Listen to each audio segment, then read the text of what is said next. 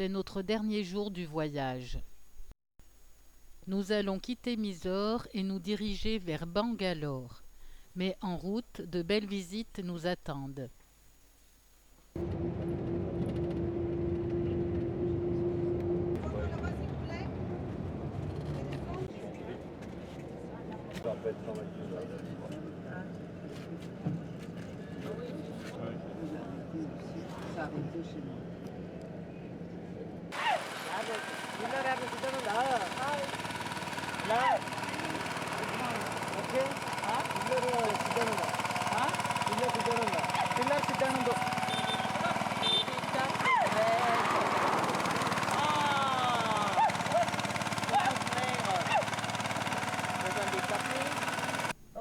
À 20 km de Mysore, Seringapatam, une ville de l'État du Karnataka dans le district de Mandya.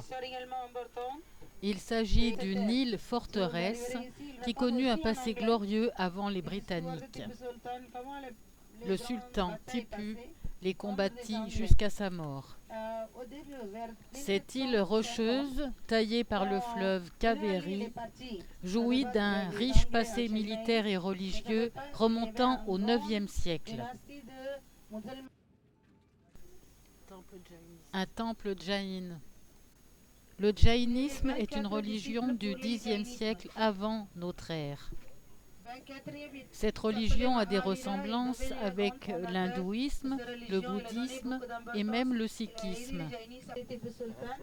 Elle est née en Inde, où elle compte environ 10 millions de fidèles. Un petit temple jaïniste.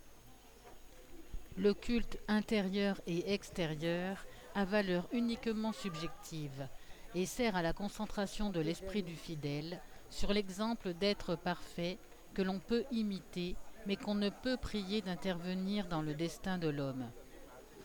L'homme, en dernier lieu, seul avec lui-même, en compagnie de son seul effort, pourra parachever l'ascèse qui le portera à la paix au-delà de toute expérience humaine.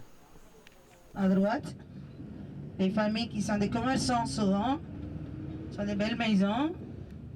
Ok? Un petit peu d'influence des musulmans dans le quartier des Jainis aussi.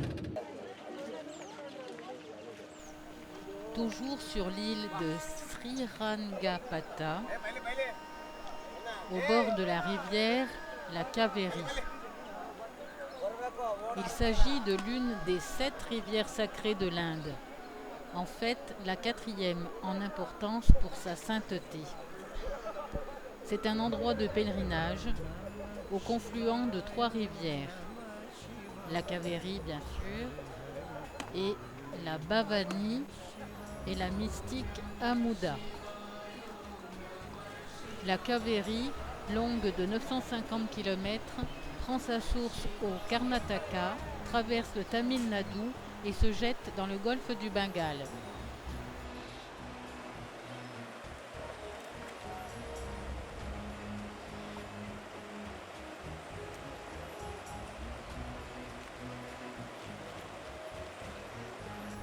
Les hindous viennent ici pour se laver de leurs péchés.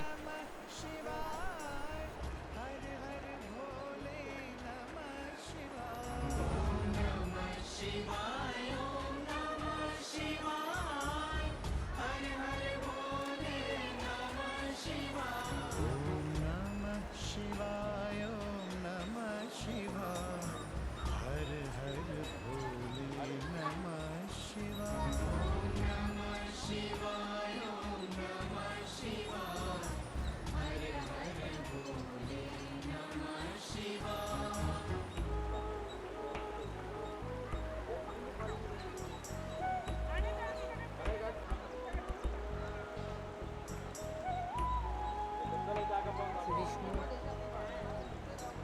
C'est un temple dédié à Vishnu.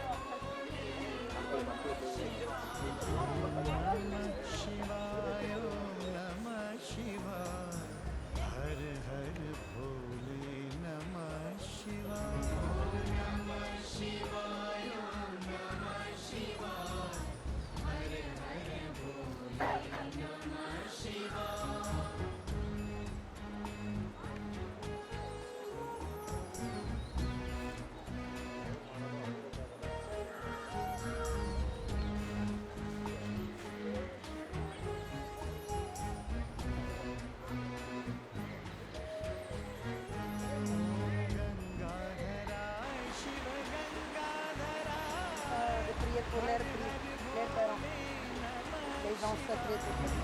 Ok, feel.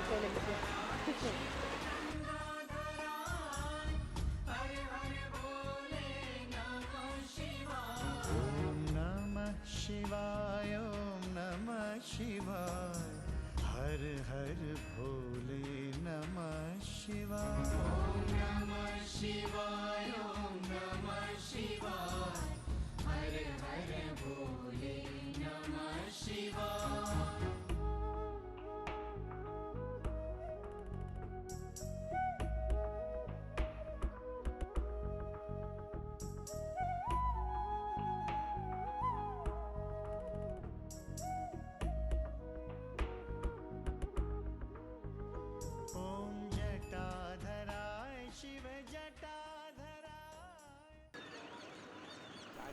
La mosquée de Srirangapatna.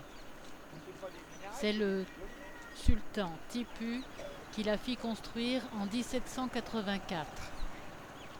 Il s'y réfugiait fréquemment et y prononça le premier prêche.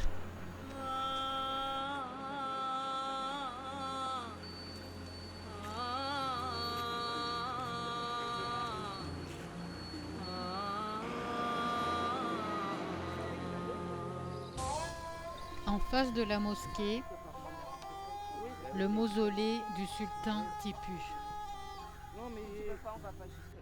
Tipu Saïb, ou Tipu Sultan, est une figure légendaire de cette région de l'Inde. Il fut sultan de Mysore à partir de 1782 et l'un des principaux opposants à l'installation du pouvoir britannique. C'est cela qui lui valut le surnom de Tigre de Mysore.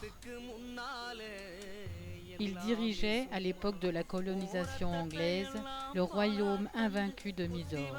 Et après plusieurs victoires, il finit par perdre son royaume et la vie en défendant sa capitale, Srirangapatna, sabre en main, en 1799.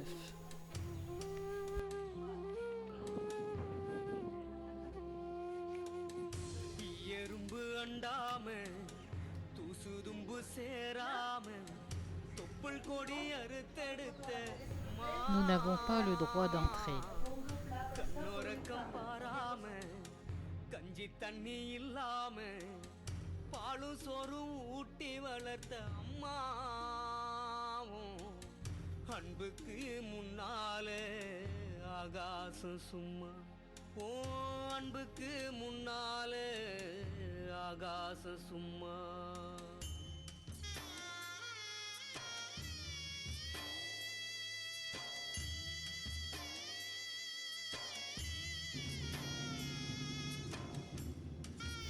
Nous quittons le mausolée du sultan Tipu pour nous rendre au palais d'été du sultan Tipu. Nous n'avons pas le droit de filmer. Ce palais est un exemple de l'architecture indo-islamique. Il a été achevé en 1791. Ici, c'est la porte du jardin dans lequel se trouve le palais d'été.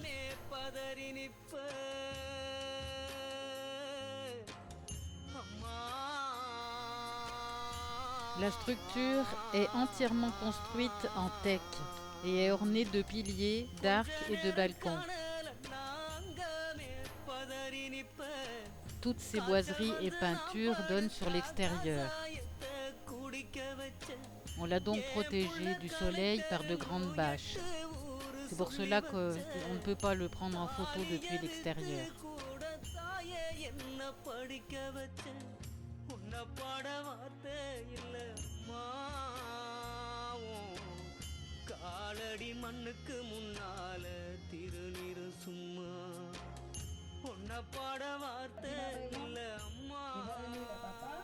Toujours à Srirangapatna, nous partons visiter une fabrique de caramel.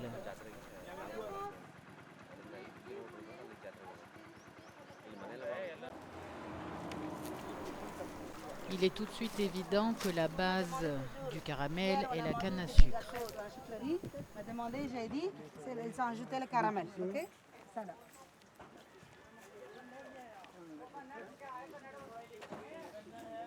Venez par ici, pour la photo. Venez mon garçon.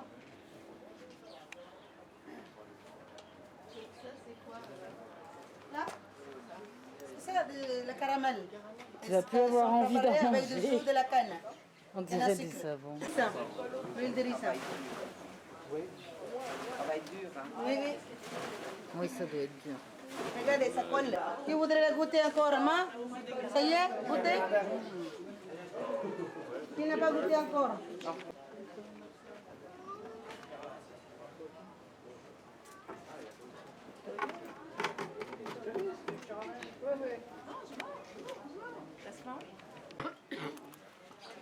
Des caramels.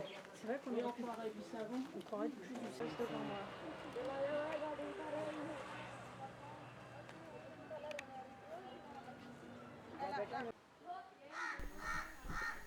Derrière la fabrique de caramels.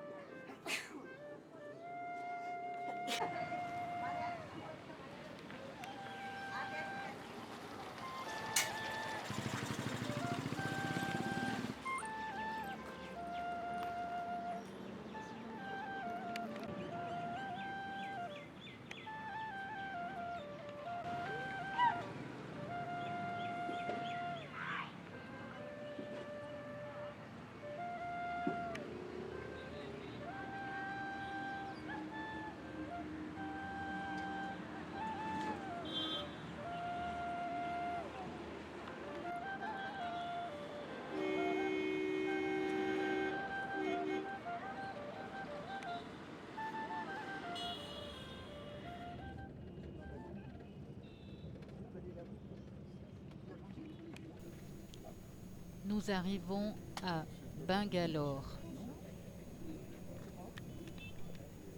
Bangalore est la capitale de l'État du Karnataka. Elle se trouve au centre du plateau de Mysore. On appelle Bangalore la Silicon Valley de l'Inde.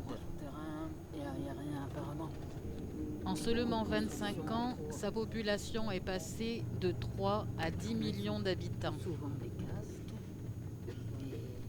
Les progrès de la volonté de sécurité sont plus visibles ici qu'ailleurs. Ce qui est le plus visible pour nous, c'est le port du casque par les conducteurs de deux roues. Il n'est pas encore systématique, mais beaucoup plus fréquent que dans toutes les villes que nous avons visitées lors de ce circuit. Notre guide nous indique aussi que les vaches n'ont plus le droit de rôder dans les rues. Elles peuvent être emportées en fourrière.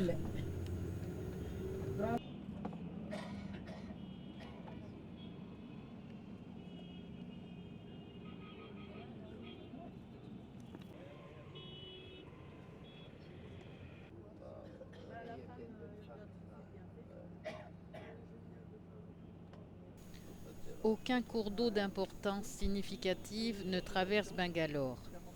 La ville dispose donc de nombreux réservoirs permettant de l'alimenter en eau, notamment en été durant la saison sèche.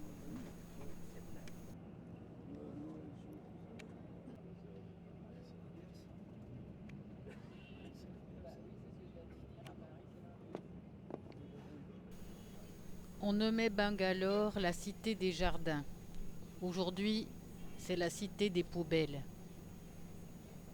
Alors que la densité de population a littéralement explosé, le nombre de déchetteries est resté insuffisant. La collecte des ordures est inégale. Les habitants ne supportent plus les gens qui jettent leurs détritus sur les trottoirs. La municipalité a même songé à embaucher des militaires à la retraite pour faire respecter la discipline des poubelles, leur donnant le droit d'infliger des amendes. Des caméras de surveillance ont été placées aux endroits où sont souvent jetés des déchets. Une belle mosquée là. Un effort citoyen se met en place afin que de plus en plus d'habitants trient leurs déchets et pratiquent même le compost à domicile. Partie de marché.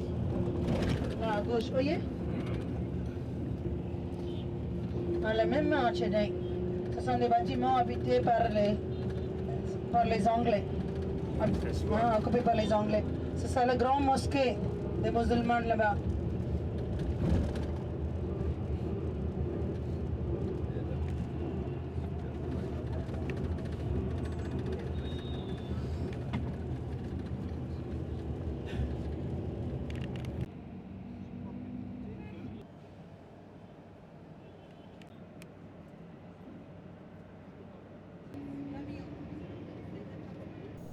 Vidhana Soudha, le parlement de l'État du Karnataka. C'est l'un des bâtiments gouvernementaux les plus importants d'Inde. Il est de style néo-dravidien et date des années 1950. À l'entrée principale, on peut lire en anglais « L'œuvre du gouvernement est l'œuvre de Dieu ». Le jardin botanique de Bangalore.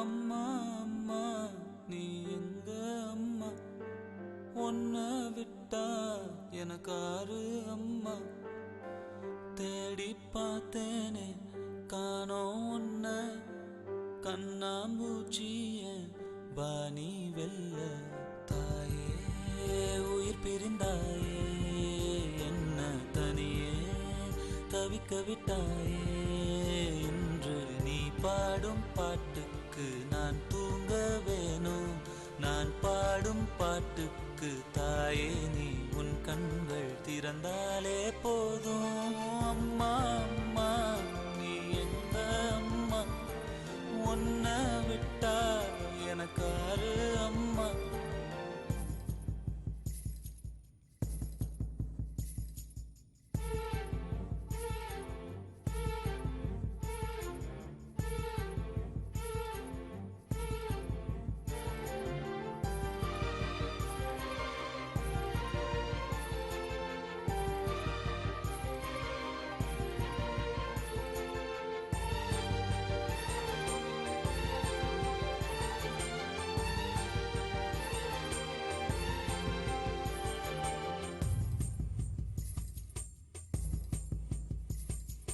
நான் தூங்கும் முன்னே நீ தூங்கி போனாய் தாயே என் மேல் உனக்கென்ன கோபம் கண்ணான கண்ணே என் தெய்வ பெண்ணே கண்ணில் தூசி நீ ஊத வேண்டும் ஐயோ ஏன் இந்த சாபம் எல்லாம் என்றோ நான் செய்த பாவம் பகலும் இரவாகி பயமானதே அம்மா விளக்குன் துணையின்றி இருளானதே உயிரின் ஒரு பாதி